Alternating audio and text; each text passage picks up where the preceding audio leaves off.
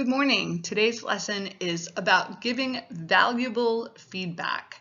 Feedback is when you receive comments, opinions, and just general impressions about work you have done. And feedback should be helpful. Good feedback should achieve two goals.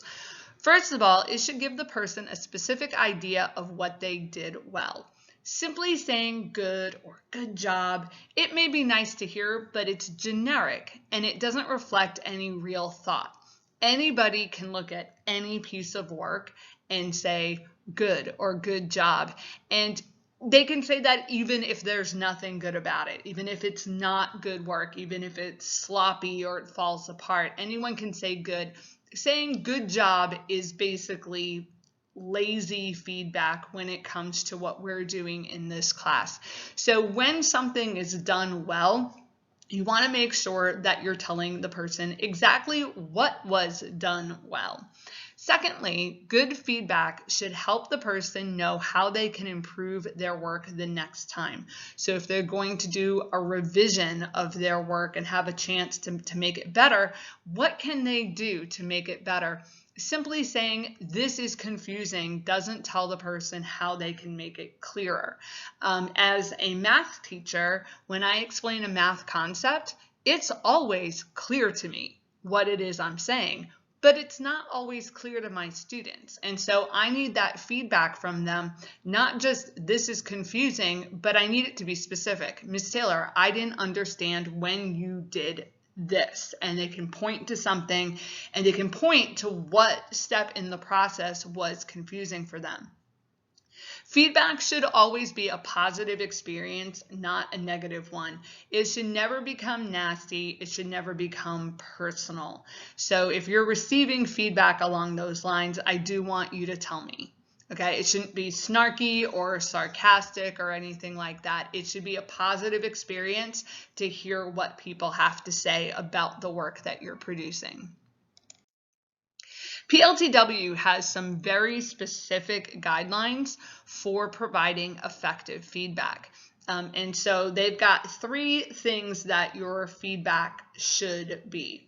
First of all, your feedback should be goal referenced. So they are applying it to this specific activity. In this case, the goal is to realistically represent an object with a sketch. So refer to aspects of this goal in your feedback. In other words, your feedback can't be something like, oh, I really love that book, if somebody chooses a specific book to sketch, because that doesn't have anything to do with the goal of this activity. Now, you could make a comment about that because it can build a connection between you and the person that you're giving feedback to, but it can't actually be a part of the feedback formal because you and this other person having the same taste in books is not goal reference to the objective that we have in this particular activity. Second is that it should be tangible and transparent. So here's what that means. Clearly state your thoughts and suggestions and be specific. Don't make the sketcher guess at the reason for your comment. Avoid vague statements such as, this isn't right, or fix this, because they probably don't know what it is that you're referring to, and we don't want to make the other person guess about it.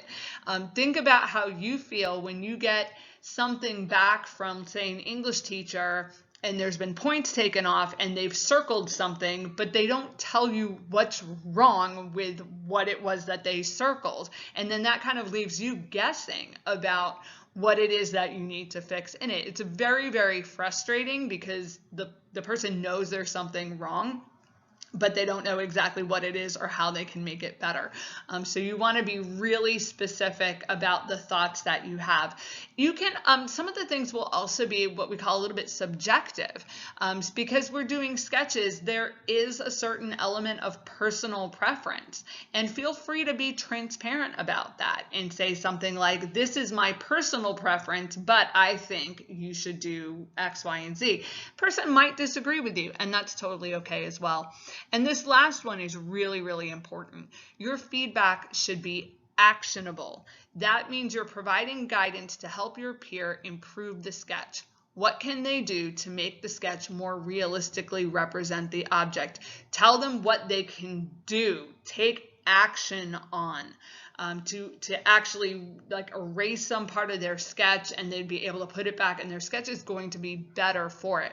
When I did this training for this course, I chose to sketch a flash drive in the exercise where we practiced concept sketching. And the person who did the feedback, because in our training, we go through this and we practice going through these exercises. I had left out a line that would have made my flash drive look more three-dimensional. The way that I had sketched it looked two-dimensional. It looked a little bit cartoony. I'm not a good sketcher and I'm not a good artist. And it was a very simple suggestion, and I went back and added the line in that my peer had suggested, and it made for a much, much better sketch. What does good feedback look like? So you have these guidelines, and so some examples can help. And this is all coming from the PLTW website. Here's something. The proportions of the sketch are not realistic, or that is goal referenced. So you want your sketch to be proportional. That means that the different pieces of the sketch are the right size relative to each other. If you were sketching a human being, you wouldn't want the head to be much, much bigger than the shoulders. That would be out of proportion. We call that a caricature. Here's another one. The can appears too tall. That's tangible and transparent. So you're telling them exactly what looks wrong about the can. And try to shorten the can or make it wider. That's a suggestion for improving what you see wrong about it. So you've got the proportions. It's too tall relative to how wide it is. Getting clear about it. The can is too tall, and then here's what you can do to fix it. Next one, the size and shape of the nozzle does not appear realistic. So there's something distorted about the shape. If I were trying to draw a nozzle to something, it would probably look distorted. Now we'll get specifics. The nozzle appears too small in proportion to the glue bottle. Okay, so whatever this sketch is, it's some kind of bottle of glue. And the nozzle just looks too small. The size is wrong. The bottle looks too big. And here's the suggestion. This is what makes it actionable. Try boxing in the nozzle with a rectangle to a proportional size, then round the tip with a semicircle. That's very actionable. The person's actually giving the other individual step-by-step suggestions for making their sketch better. Last one. The shading on the sketch does not appear to realistically reflect light. That's everything. And then they're asking a question to help the person think about their object and think about how they've done the shading. Which direction is your assumed light source coming from? And when you're doing your sketches, you do want to pay attention to where there's light. Is there light above you? Is there light coming in from a window to the side? Because that's going to affect how you shade it. So this particular action is asking the person, where is the light source? And now adjust your shading based on where that light source is.